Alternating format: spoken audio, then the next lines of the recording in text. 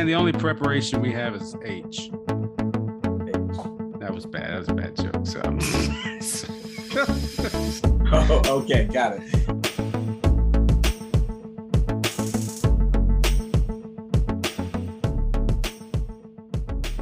So welcome back, everyone, to the podcast. I am John, and I am here with our good friend Tom. Tom, Brad is MIA. I don't know. Yeah, he has not checked in. He hasn't, and I was going to say he probably told us last week, and we just don't recall. I would like to think that maybe he's out saving the world right now. Yeah, that's probably what he's doing. His cell phone must be out of order or something, and out of cell range. No smoke signals or nothing, just leaving us in the dark. But we are going to continue because that's what Tom and I do. Tom just takes us back. We've done plenty of these, you and I together. So it'll be fine. It's going to be good. We'll have engaging conversation and all that other stuff we tend to have on the Almost Perfect podcast as well. Yeah. How you been, Tom? Well, as I told you earlier, this past week I've been kind of sick and on the downside, but the upside in all of that is you get a lot of rest. I mean, 10-hour night followed by a 2.5-hour nap. The body is saying, yeah, we're old, we're tired, you go on without us. Well, I try to tell people that. They say, oh, I'm sick, but I got work to do. It's just the work will be there. Just take advantage, right? That's what you need the most. Just sleep, rest, enjoy it as best you can. Get your healing on. Yeah. I know that's easier said than done for some of us. We'd rather work through. I know that sleep generally is the Snickers bar of regular routine that helps us feel a whole lot better. Yes. Getting a little grouchy or grumpy, snapping at people. Take a nap. Take a nap, right? You're not you when you're tired, right? Yeah, so take a nap. My wife would say, Tom hasn't taken enough naps lately. I'll take a 10-minute nap occasionally, and I'll just set the alarm for 12 minutes. That gives me my 2 minutes to go to sleep, and then 10 minutes nap, and then boom, I'm good to go. Good. Gloria hates it. She hates it. I can fall asleep so quickly, but it's just a skill I have. You shouldn't hate me for it. You should just learn from my wise ways. That's all I'm going to say. Yeah, for the most part, I fall asleep quicker than Ellen does. So, all right, Tom. Today is October 3rd. It's the first, as we're recording, it's the first Monday of October, which means there's a lot going on in October, right? Sports wise, you have at some point, won't you have all four? Well, you've got baseball. Hockey, I assume, has already started because I know it has in Corpus ice rays. Yeah. Baseball, football, college and pro. Yeah. So this is just an exciting time. Things are happening. It's the start of sort of the holiday season of the next 3 months, all the different holidays that occur that we're all familiar with and are part of. And one thing that I think people have been waiting for this time is pumpkin spice. Are you a pumpkin spice guy? I actually like pumpkin spice. I had it. I have a coffee with a friend on Monday mornings before we meet. Mm-hmm. And last week had pumpkin spice because we have 2 neighborhood coffee places. We meet at one place and then we meet at the other place. And last week was the one place that had pumpkin spice. Pumpkin spice. So you're not a pumpkin spice hater. That's good. No, not at all. I think we're kind of over that, right? It's like, it's now the good thing, like to be mad at pumpkin spice people. If you like pumpkin spice, like what you like, it's not a big deal.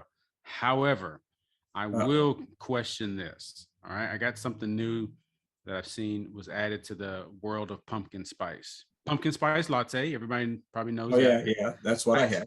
I think that's kind of where it all started, right? Where pumpkin spice really just blew up because it became a latte. But here's something else. A jewelry company is selling a pumpkin spice latte ring, an engagement ring, no less. You want to guess the price, Tom? An engagement ring? Mm-hmm. $2,000. $2,000. Wow, Tom, you are not Way in the off. engagement ring business, are you? How about a whopping $11,300 for a pumpkin spice latte ring, Tom? So my original thought was 15,000, but I thought, well, let's just shoot for something low. Because I was afraid 15,000 would be way up. It would be too high. Always go with your pumpkin spice gut, Tom. That's Yeah. that's the moral of the story. I don't know. No, yeah, and I say that, and the guy who sells pumpkin spice engagement rings says, "Did you ever get your wife an engagement ring?" It's And probably now, usually we sell these at 15,000, but for you, yeah. 11,300. That's the special Tom Tarver price. I don't know. Is that going too far? I mean, is somebody going to buy that? The ring features a whipped cream shape, center diamond surrounded by white diamonds and orange sapphires encased in a cup-shaped claw, meant to mimic a warm cup of pumpkin spice goodness. I will have to say, I'm curious to see. I'll let you see it real quick, Tom. I'll let Okay, you see it. yeah, We'll yeah. let you can see it, and everybody at home can see it. And there we go. Is that worth $11,300 plus tax? I mean, I will have to say it's intriguing. does it make you think pumpkin spice? No, Oh, not no. actually. I mean, it actually makes me think cupcake, not coffee. Cupcake. Yes. Now I want a cupcake. Okay. Yeah, So, doggone so if you are a pumpkin spice hater, you can't stand it all. That's just another story for you to add, and you can be like mad about somebody wanting to buy that. But anyway, something else I read this morning, Tom. I think this you'll love this. Drinking 3 cups of coffee a day is linked to a longer lifespan, according to a huge new study. Are you a coffee drinker? Yeah, number one, I'm a coffee drinker, and usually I drink 2 to 3 cups a day. So, um, Maybe you'll so live forever, Tom. yeah, and I also know that I'm very well aware of the benefits of coffee. So And is that why you drink it, or are you just addicted to it, and that's how you justify it? I'm not I like it, and I'm gonna say that's the only reason I drink it. But I could be healthier if I would just drink black coffee. You like all the pumpkin spice fluff and everything else that goes with it. Yeah, I'm not a coffee drinker. I may have 1 cup every year, maybe, and that's only because somebody else is there having it, and I tell the story. This is back when I was actually in seminary and knew I had to pull an all-nighter, that kind of thing. And all right, people always say you got to drink coffee to stay awake. So I made a whole pot of coffee for myself, drank half of it, and fell asleep before midnight. I was asleep. It didn't do anything for me, and didn't help you. Didn't help me at all. Failed, but I still made it out okay. I always love these stories that come out about these these studies that have these, everybody's going to live longer now because they drink 3 cups of coffees. But many studies on coffee and lifespan don't establish a direct link. They observe the observing behavior over a period of time cannot determine causality because other factors like the environment or behavior could contribute to the outcome. Duh. So it's not just coffee. Don't leave here and think John said go buy more coffee because you're going to live longer. There are other factors included. But like you said, Tom, there are some benefits to drinking coffee. Oh, absolutely. And I will say, I immediately feel good just seeing a picture of a cup of coffee with the little heart or whatever in the top. Oh, it's so cute, right? I'm going, oh. Coffee art. Yeah, coffee art just does something. Okay, I'm gonna be the first person to start that. Yeah, it means it's got steamed milk in it or something. Okay. Well, I don't do any of that either. As you can tell, I'm not very artistic that way. So, yeah. All right, Tom. I don't know if you know or not. I think we've talked about it here a few times, but there was a global pandemic that really disrupted a lot of life, or like I don't know, everybody in the world. And we're kind of dealing with the aftermath of that. We aren't officially, I don't think, out of the pandemic, as best I understand it. So, somebody made a comment of, I guess we're going through another round of COVID, and I said, I don't remember that there was ever a break. I mean, Well, I think it kind of like started to like wane a little bit. And that's why people are like, oh, we did it, but it never went away, and it was still, developing, redeveloping. And so, yeah, we're never like we're not out of it yet, but we're certainly at a different point than we were 2 years ago, right? yeah. Oh, absolutely. So, and so part of that for us in our conversations, how did the pandemic impact church life? How did it impact what we do as local congregations, faith communities, and what do we do now? Right? It happened, and the consequences we're kind of beginning to see more and more of it. And whether those were consequences directly of COVID or those were things that happened that sort of COVID uncovered, right? That were already happening. Oh, yeah, yeah. Right. Point is, here we are today, and a lot of us as churches are struggling with like, what in the world do we do next? Like, how do we sort of gain traction in what we do as far as ministry and rebuilding community, right? The community of our church. A lot of our people, they weren't meeting.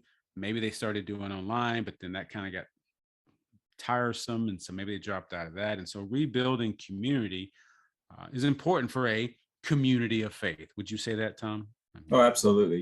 yeah, Yeah, it's absolutely essential in the development of our faith to be in a community, right. and because that's where we begin to emerge and understand who we actually are in relationship with other people. Exactly. And, I don't knock online ministry at all. I think it's helpful. I think it's beneficial. I think it's necessary. But at the same time, I think we all know that, the community that we can share sort of face to face as much as we can, that's something, there's something meaningful about that can't be replaced by a tool that may help foster community in a different way. That makes sense. So now that our churches are, most of our churches, I think, are, we're back together, meeting, trying to figure out, all right, what do we start doing again as a church, as ministries? And so I was reading through Christianity Today, and there's an article that says rebuilding church community, what's actually working. Now that's important. I love the title because it's important to me, because I feel like our sort of go-to thing is, well, all right, now that we got pandemic over, let's just kind of get back to everything that we were doing before. And part of the reality we have to realize is some of those things we can't get back to doing. The people that we relied on to make those things happen, maybe they're not here. Maybe people are now just kind of like tired and don't want to go back to doing those kinds of things. And so we really have to focus on what is most important about our communities and building our communities, reconnecting our communities together.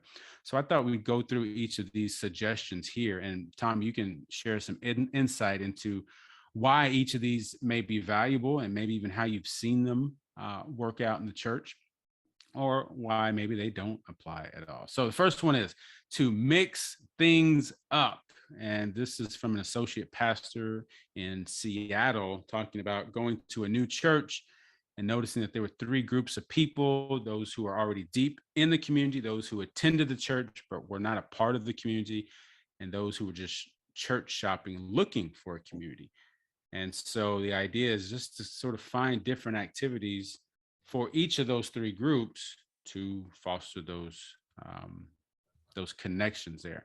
So in an effort to rebuild community, instead of saying, here's the one thing we do, be here for that, maybe sort of branching off and finding other ways to connect with people. Do you think churches struggle with that, Tom? Actually, I think it's easier. I always go back to one of the city, communities where I served. We had a what was it? A Pizza Inn seafood steak place. And it was actually a Pizza Inn or a Pizza Hut. It was one, I think it was Pizza Inn, but it was like all of these things. And it's like, if if we serve enough different kinds of stuff, everybody will come here. And to me, it almost does the opposite to me. Is if you're not Pizza Inn, or if you're not the steakhouse, or if you're not the seafood place, I'm not interested in going. I want to go where you are who you are, and I understand that, and either I fit in or I don't fit in, and that's okay. So when I hear that, I go, I think it's a little easier to be who you are, and as long as you're not just a bunch of grumpy old men gathering together to complain about your wives and the way the world is going to he double toothpicks in a handbasket. So, but then I what do you think was then? I was thinking, what do you think? I mean, when you're the one who actually read the article, what So was it's your initial response? so I think I can affirm it because remember when we had Michael Beck on a few weeks ago and his Yeah, idea yeah. about the restaurants or the dog park or the tattoo parlor, and part of that mindset is, well, if that's where those people are, well, then we can be there. And Oh, so yeah. That's if you put it in those terms, uh, that you need to be who you are. And if and for Michael, I mean, the tattoo parlor is a natural setting for him because his arms were plastered with tattoos. I might I would have to follow someone where that was a natural setting for them in order to feel comfortable eventually in that sure, setting. sure. On the other hand, there are other settings, venues that I would be perfectly comfortable with. Talking to people at Texas State Aquarium. If we actually had a gathering, a regular gathering there, if it would be good, a good membership drive. Is We're the Texas State Aquarium Church. That's your new fresh expression, Tom. Yeah. So yeah, in that sense, I think, yeah, I mean, if you have I think that's one of our struggles, right? So say somebody like you and I mean, obviously we're sort of deeply invested in the life of the local church, The right? local church. Yeah. Right. And we were probably even before we, had a sense of calling to pastoral leadership, we were probably that way beforehand. And Yeah. so Well, I was somebody gonna say, like us, we have that mindset, but somebody who kind of just, yeah, that's my church, but I've got other things going on. I'm not that deeply invested. It's kind of hard to expect someone like that to automatically assume that, what, maybe they want to come start doing all of our stuff here at the church. And so, yeah, finding that sort of third place for someone wherever they are along the margins of the life of the church. yeah. And when you say that, I'm trying to remember what is that? Is that the term that's used, that there's there's their place, there's our place, and then there's the place, that middle ground where we meet Yeah, third place. yeah, the third place, common ground that is not the church and is not the Yeah. office or whatever. So Yeah. the aquarium or the library or the coffee shop or something like that. Yeah. Yeah, and that's not the way I initially heard that statement. I heard that statement. First of all, I was too centered. Thank you for getting me away from the building, because I think the church definitely needs to find those places away from the building. Start thinking more in terms of how do we become the church in the community, and not the church within the building. Mm. Yes, that's a good word, right?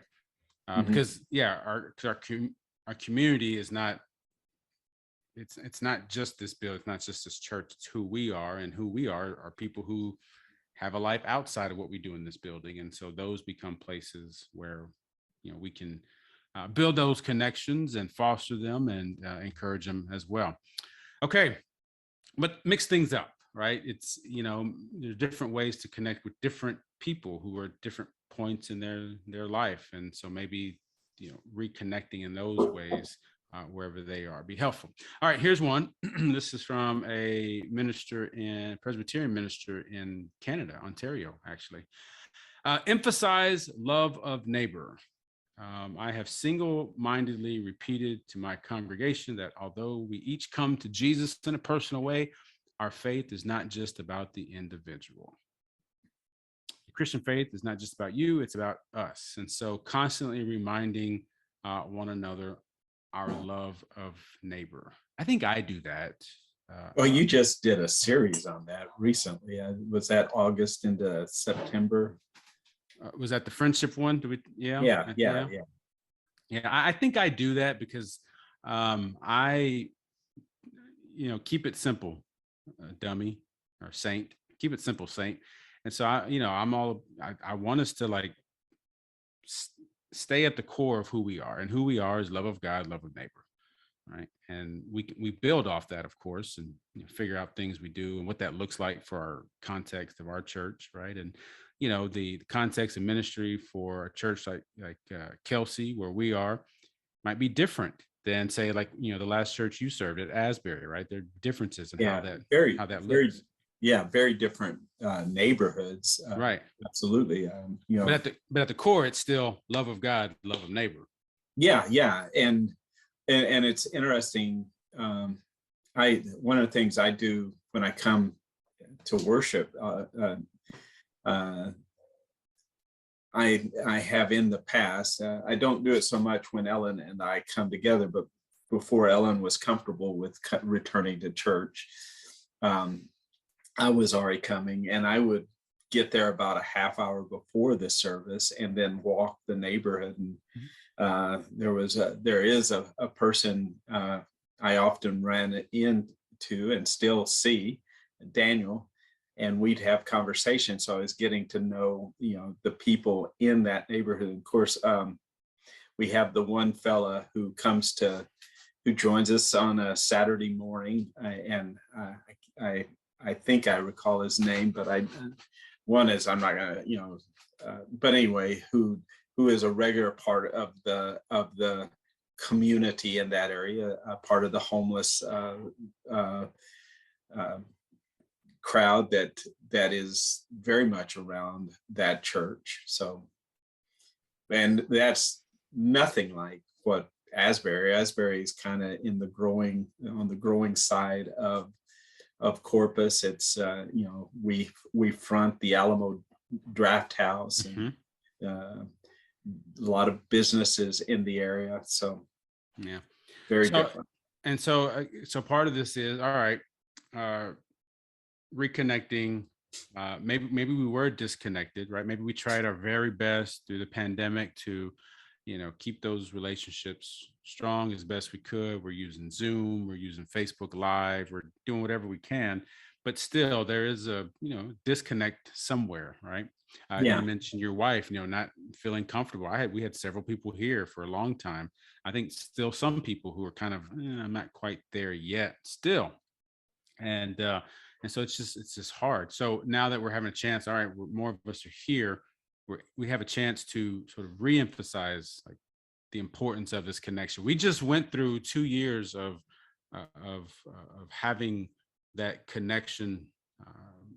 I don't want to say it was ruptured. I don't want to say it was broken, but it was certainly challenged, right? Stretched. It was stretched. Very good. Thank you. Yeah, the lines of communication were stretched. Yeah, but now we have a chance to sort of, all right, what do we learn from all of that about what's important about our connection and who we are together? And so I think it's an important thing to reemphasize who we are is love of God, love of neighbor. And so as a church community, to reiterate that over and over, we can't lose sight of that, because then we start becoming other things if we're not careful. And we don't want to do that. All right, here's one, Tom, I appreciate. This is from an associate pastor in Mission Viejo, California. And I love her idea to prioritize play. To move toward a more integrated and joyful fellowship, we need to rediscover rhythms of playfulness. So we took advantage of our Southern California weather and purchased outdoor activities to place around the church patio: ping pong, gaga ball, and spike ball. Easy opportunities to eat together as often as possible, donuts after worship, fellowship meals after communion services, so on and so forth. But just to be together and play. You think Yeah. churches need to play more, Tom? Well, part of what I hear in that too is just gather to have fun, Yeah.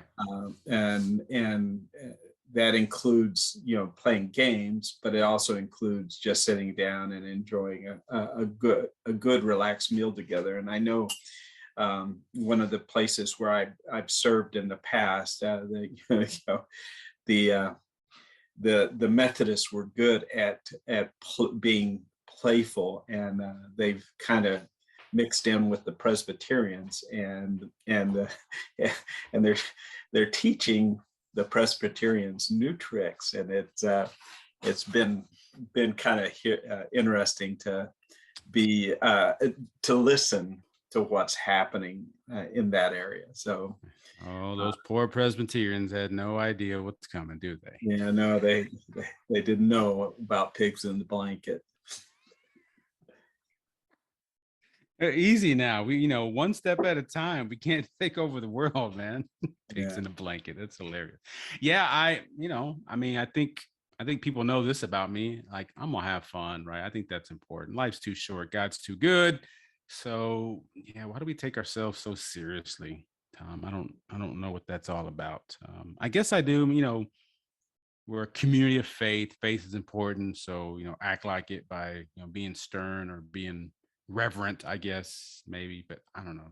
I think we take that too far sometimes. Well, there's two things that come immediately to mind. First of all, is what we said from the very beginning. No matter what else happens, we want to be able to at least laugh once. That's right. And and then the other thing is, I remember, maybe it was in the 80s, when that one picture was kind of circulating of Jesus laughing Hmm. at it, and it was such a it was so popular because it was so simple and yet so different. So, and I don't know, I don't know if you were 60 or 70 years old like I am now, and saw that picture and thought, oh, uh, blasphemy. But Mm, for the younger generation, is good to see, because bottom line, people really like being around Jesus. right. And when you if you I don't know, I was gonna say, I think there is definitely a playfulness to him, because he was giving people nicknames. uh you know it's kind of like, I'm going to call you Spunky. He called Simon Peter, which, as somebody else has pointed out, really just means Rocky. And then John and James, they had kind of an anger management problem. So he goes, I'm going to call you Sons of Thunder. Yeah. So I have a feeling that, well, no, kids love to come to Jesus. Poor people love to come to Jesus. Just people like coming around Jesus. The only group that he consistently had problems with, that were upset because he was having such a good time, were the religious leaders at his day and time. So Yeah. I read something this past week talking about children in worship, and a whole conversation about that. But one of the observations was, we talk about childlike faith, right? mhm. And the way children respond, sort of just not even just respond to Jesus, but plainly, the way children respond is simple, right?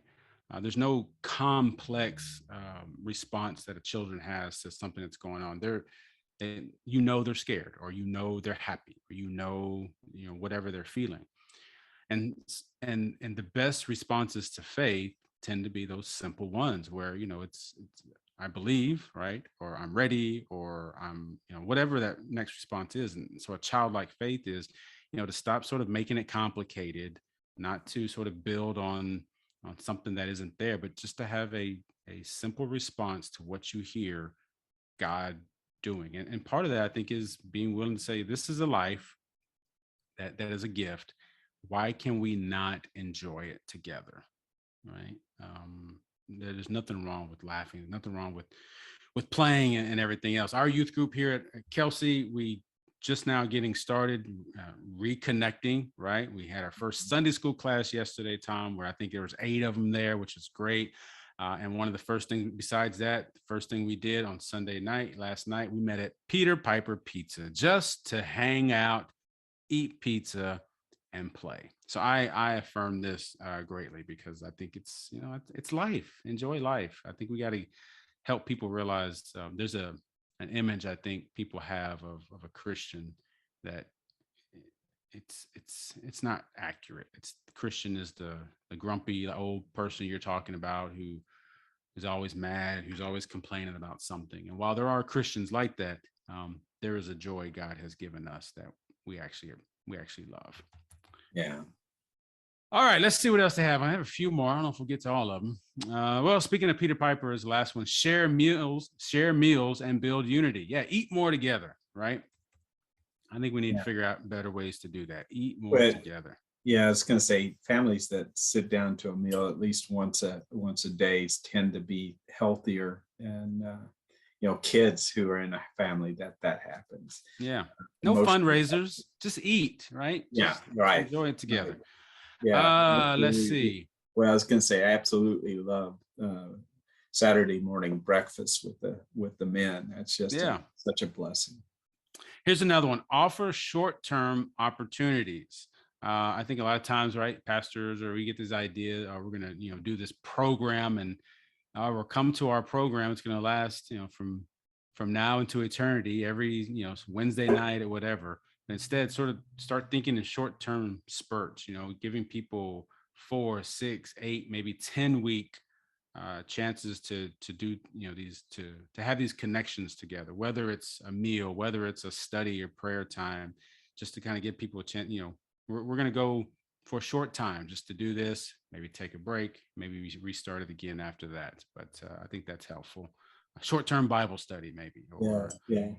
But it makes me think of it. If you volunteer to be a Sunday school teacher, if I start showing signs of dementia, maybe it's time for me not to be teaching any longer. maybe. And then I'm thinking of David when he feigned being crazy. It's like, wow, this is one way to get out of it. Yeah. They'll never guess. All right, last two I do with leadership. One is to view preaching as pastoral care. Does that fall in line with how you sought your preaching experience, Tom? I wouldn't say that's how I viewed it. It would be hard to kind of out, but I understand. I've heard that term before, and Adam Hamilton might be one who does that. I'm not quite sure. Somebody that I have listened to has taken that approach. Here's a way. This is from a pastor in Iowa. In times of shared crisis, uh, emphatic preaching helps a disconnected and polarized community name common experiences, anxieties, and pains. Placed within the uniting story of God's redeeming work in Christ, especially in crisis, such preaching remains a powerful tool of community building. So, I don't know that I do this per se, but I'm not a that's what this verse means. Let's go to the next verse and find out what that means, right? I'm not one who says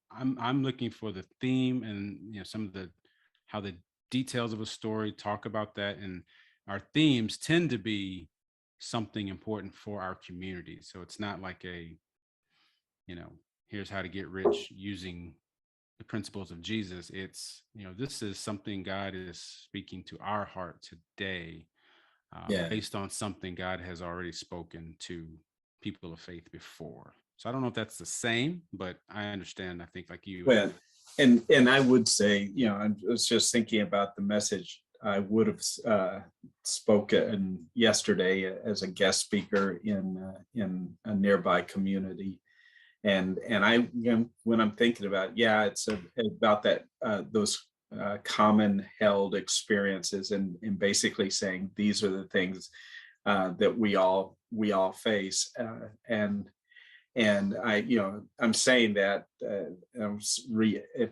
I think I said this earlier, that I was sick. I have been sick for about the last 4 or 5 days, Mhm. and so just was erring toward the direction of caution. But yeah, and then I think about it. Yeah, there is a kind of a pastoral care aspect to that. So maybe if you are someone who listens to sermons, you can kind of listen for that, pastoral themes in that, and in just different ways of preaching. Maybe your preacher preaches one way on this Sunday and needs to preach a different way on another Sunday. All right, last one is, as leaders, we're talking about rebuilding church community. As leaders, embrace hope. I think that's a good one to end on, Tom. That Oh, absolutely. Yeah. we are Yeah. we are resurrection people. We have the hope of resurrection. Why can we not embrace that and make that a central part of who we are and everything we do? Yeah. And that actually, if we are well anchored in our faith, that's I was going to say that should come pretty naturally / supernaturally, however you want to put it. Yeah, that's right. Hopefully so. And I think all that kind of goes together, when you, so again, kind of finish up here, we're talking about, rebuilding church connection, and we're talking about, kind of mixing up what we do. So if you're kind of seeing new opportunities to share faith and, to reconnect with that, I mean, that's a hopeful thing in and of itself, right? That, Mhm. there's this places and there's people who want to know you and who want to, have life together, as they say. That's a hopeful thing. And if we're talking about our love of neighbor, when we see that at work, and we experience that even ourselves, and we realize, God can use us to make that a reality for the healing of the world, there's hope in that as well.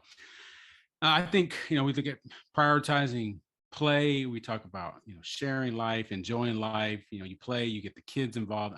Every time, I love watching all the videos online of the kids laughing, right? That's a Kind of hopeful going thing back to to me. last week's message or Yeah, exactly. conversation. Yeah. Exactly. That is a hopeful thing for me. A kid's laugh is a hopeful thing for me. And so that's something that I hold on to. And I hope that does help us, Tom. It gives us something to look for and to kind of think about, in my church, where can I sort of see these things already happening, or where can I kind of make them happen, if the opportunity arises, for the goal of reconnecting our church together with one another. That's important. Pandemic was what it was, or is what it is. It did what it did, but we are still who we are, right, as the church. And so we have an opportunity, at least. I never want to say that, God brought the pandemic, but it happened, and there's certainly something we can learn from it. And there's certainly something that we can now do as a response that I think can bring glory to God. And I hope this is a way to help people kind of shape that conversation for their ministry. What do you think, Tom? Final thoughts? Um, what I would say specifically is God brought us through the That's pandemic. right. Amen to that. And if God brought us through, God'll keep doing what God does. Amen. Yeah. Yeah. I will always remember the one sermon, if how they put it, but it's basically talking about when the disciples got in the boat and they're starting to go across with Jesus, and then the storm comes along, and he kept, the preacher kept saying, you know, if God got you in the boat, he's gonna get you to the other side. Amen to that. There you go. So as we are finding our way to the other side of the pandemic, let's prioritize this connection God has given us. It is a blessing. Amen. All right, Tom, I appreciate that. And I hope if you're listening and watching, it gives you something to think about to kind of not evaluate, but to kind of see where your ministry is. And hopefully that gives you something that you can build on as well in your local church, because that's what we want to see happen. We want to see you build your local church. Tom, thanks for the gift of your time. Brad, hope you're out there somewhere, man. You are well. And we will see you all sometime, maybe next week, maybe the week after. I don't know. We'll figure it out. We'll let you know. It's going to be a couple of weeks for our friends and neighbors. Somebody write that down so we don't forget. Yeah, 2 weeks from now. All right. Have a great rest of the week, and God be with you. God be with you.